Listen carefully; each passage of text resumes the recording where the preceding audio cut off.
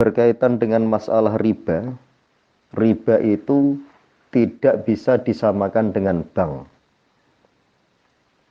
Karena bank itu masuk di dalam kaidah fikih ad-daruratu tubihul mahdurat, sesuatu yang tidak bisa lepas daripada kebutuhan masyarakat.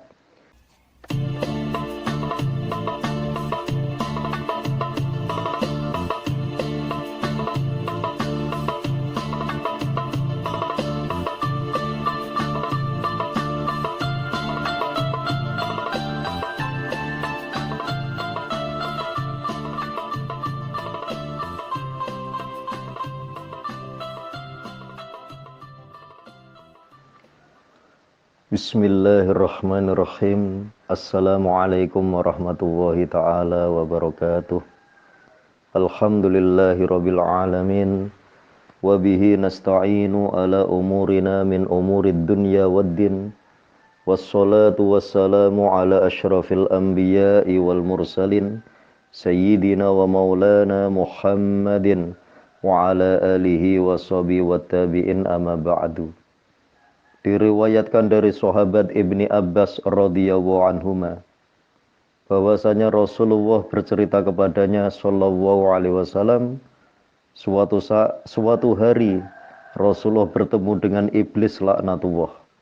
Kemudian Rasulullah bertanya kepada iblis, "Kam ahibba'uka min ummati?" Ada berapa dari umatku yang menjadi kekasihmu?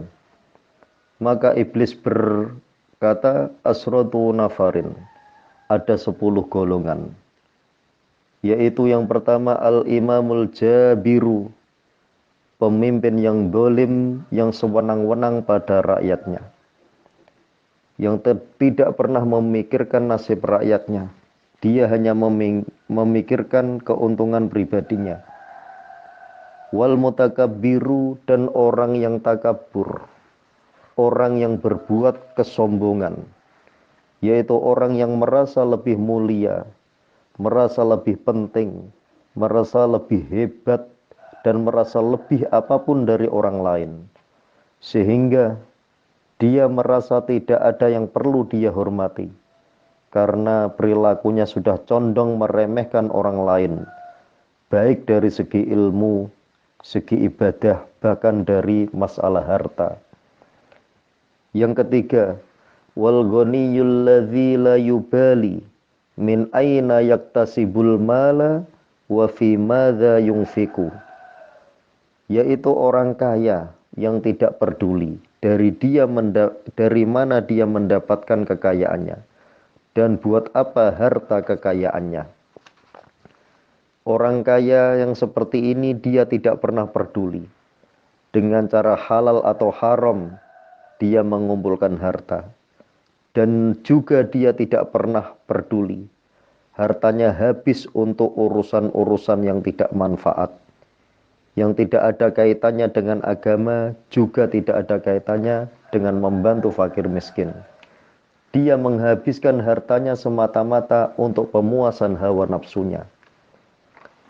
Yang keempat, wal alimul ladzi saddaqal amira ala jurihi, orang alim yang mendukung para penguasa yang dolim dengan fatwanya, padahal dia mengetahui bahwasanya fatwanya tidak sesuai hukum asalnya, tapi tetap dia lakukan untuk mendapatkan kedudukan dan keuntungan duniawi dari para penguasa. Yang kelima, wattajirul khainu, para pedagang yang tidak jujur. Tidak jujur di dalam timbangan, di dalam takaran, juga di dalam perkataan. Yang keenam, wal muhtakiru, para penimbun barang yang dibutuhkan oleh masyarakat. Yang dimaksud muhtakir di sini adalah orang yang suka menimbun barang di waktu persediaan barang itu langka di pasaran, dan orang-orang banyak yang mencarinya. Dia menimbun barang tersebut dengan tujuan dijual kembali dengan harga yang lebih mahal daripada normalnya harga pasar. Yang ketujuh, wazani, pezina. Orang yang zina akan kehilangan dan menanggung 4 perkara. Yang pertama, yudhibul baha'a min wajhihi. Cahaya wajahnya akan hilang. Wa yaqta'ur rizqa, bisa menyebabkan fakir. Wa sukhtur rahma wa yuskhitur rahmana, menyebabkan kemurkaannya Allah. Wa yastaujibul khuluda finnar, bisa menyebabkan langgeng di dalam neraka karena matinya mati su'ul khotimah. Yang kedelapan, wa akilur riba, pemakan riba. Sesungguhnya pemakan riba akan disiksa semenjak dia mati sampai hari kiamat dengan berenang di lautan darah dan terus-terusan dipaksa untuk menelan batu hingga hancur mulutnya, dan dia akan dijadikan gila di hari kiamat.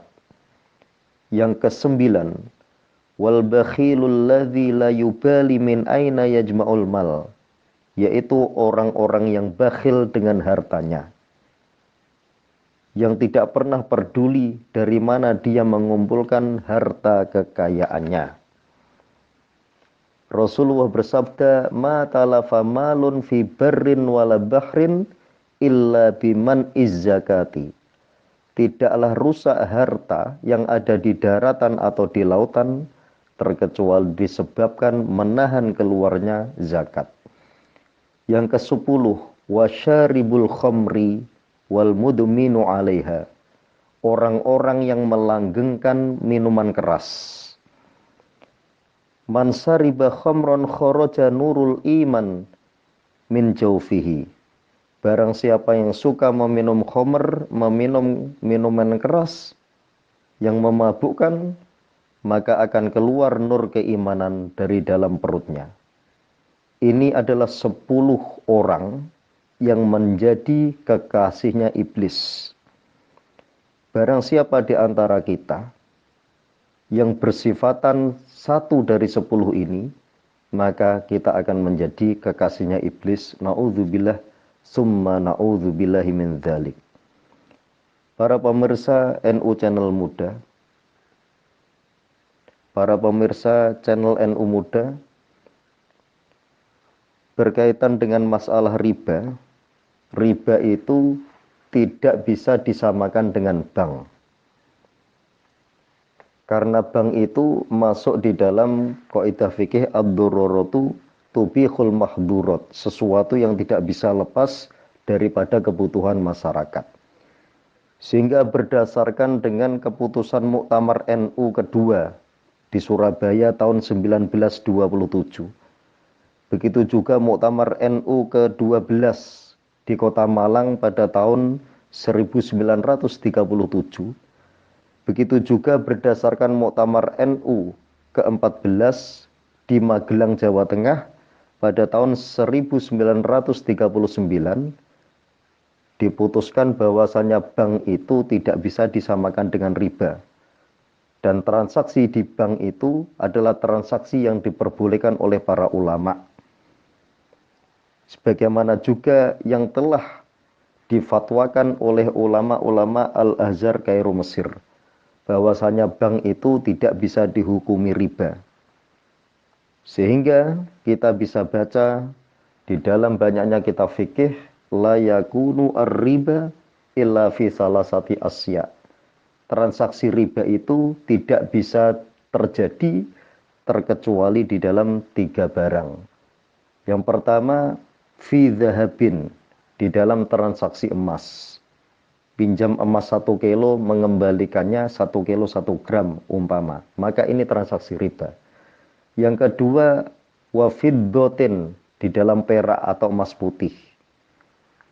Pinjam perak atau emas putih 1 kilo, mengembalikan 1 kilo lebih.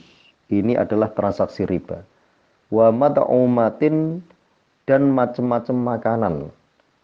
Contohnya meminjam beras 1 kintal, disyaratkan kembali 1 kintal 10 kilo umpamanya.